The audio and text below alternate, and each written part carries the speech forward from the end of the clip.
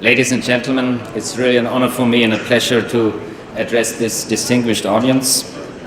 2018, it's a historic year for Poland, for many other European countries and for Europe as a whole. Poland and Germany are close neighbors. We share a common border as well as a complex and often turbulent history. 100 years ago, Poland regained its independence. In the 19th century, Polish independence was also an interest of German Democrats, evidenced among other things by the Hambach Festival of 1832, during which the Polish national colors of white and red were carried alongside the French tricolor and the black, red, gold flag of the German national movement.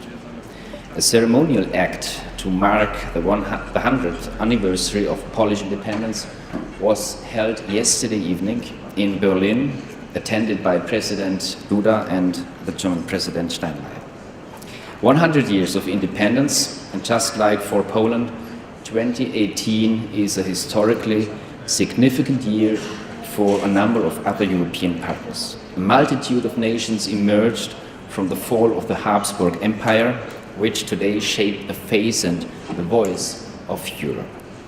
Poland, which had been divided since the late 18th century, owes its return to statehood to the fall of the Habsburg Empire and the Russian Empire, as well as to the wish of the Polish people to become a nation.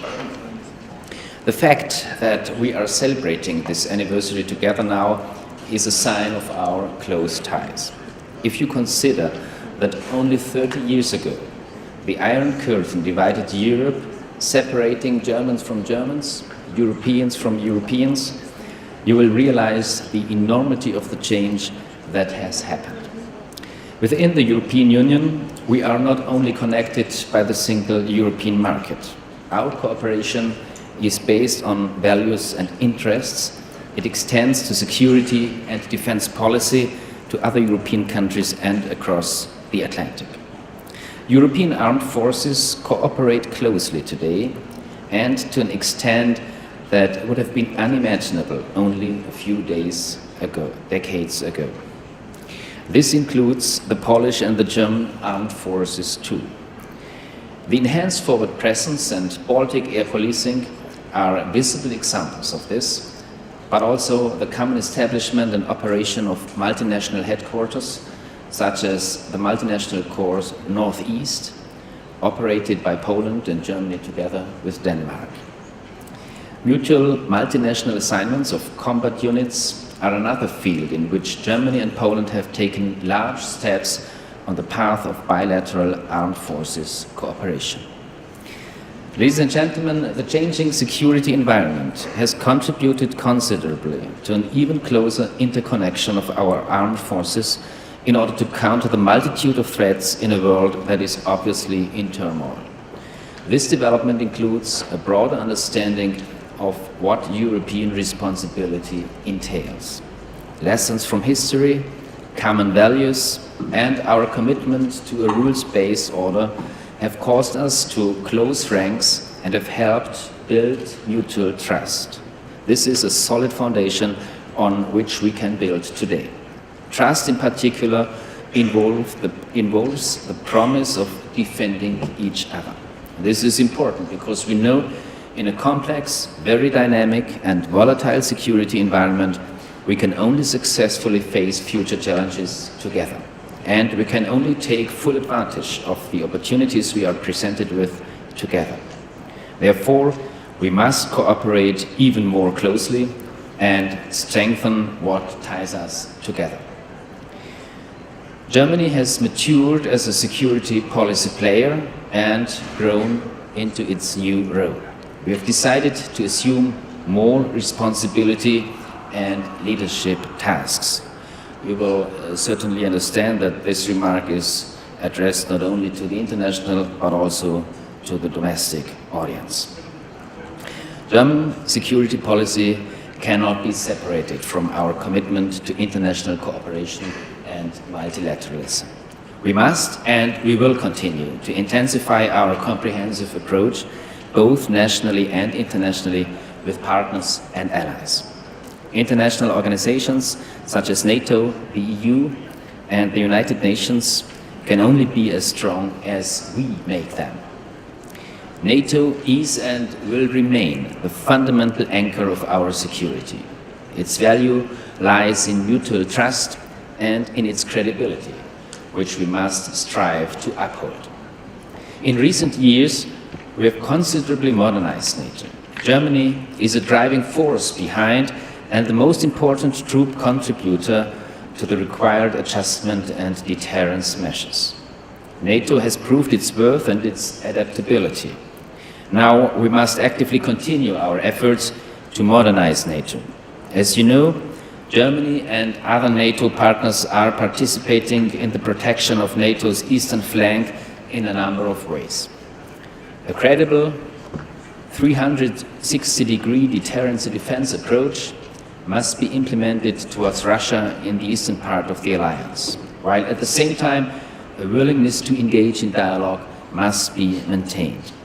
Simultaneously, we must further improve synchronization of our projection of stability efforts in the South. The question of burden sharing is also important. We Europeans must shoulder a larger, fairer share of the common burden. The reliability of our pledges and commitments is vital in this context.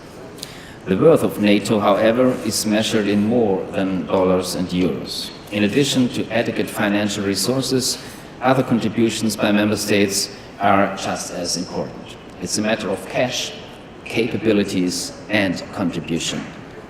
And as I would like to expressly add, European defense. Especially in the European Union, we are currently taking large steps and growing closer together with a number of defense initiatives, in particular with PESCO, CARD, and the European Defence Fund. This is also an important part of strengthening the European pillar of NATO and helps us considerably in dealing with mutually reinforcing challenges in a 360-degree approach. Ladies and gentlemen, given that the international order is obviously in transition, we need an assertive, unified, and capable Europe.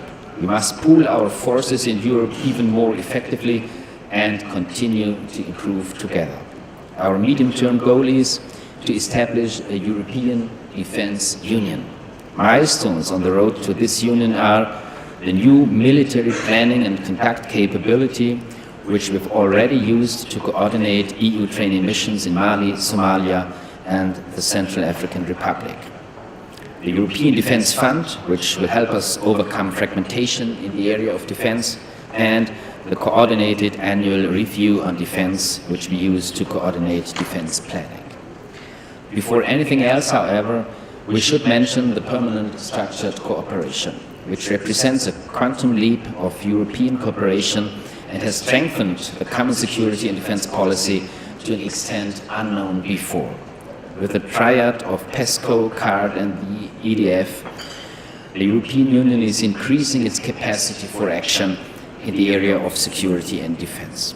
In this context, I'd like to emphasize that more Europe in security and defence policy does not mean we are turning our back on NATO.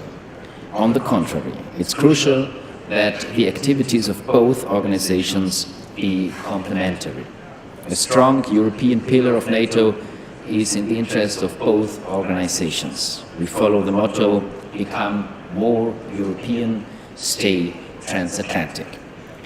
Which is why we must now bring to life what we Europeans have agreed together. We must stay our course towards this goal. We must and we want to deliver and deliver together. Thank you very much, ladies and gentlemen, for your kind attention.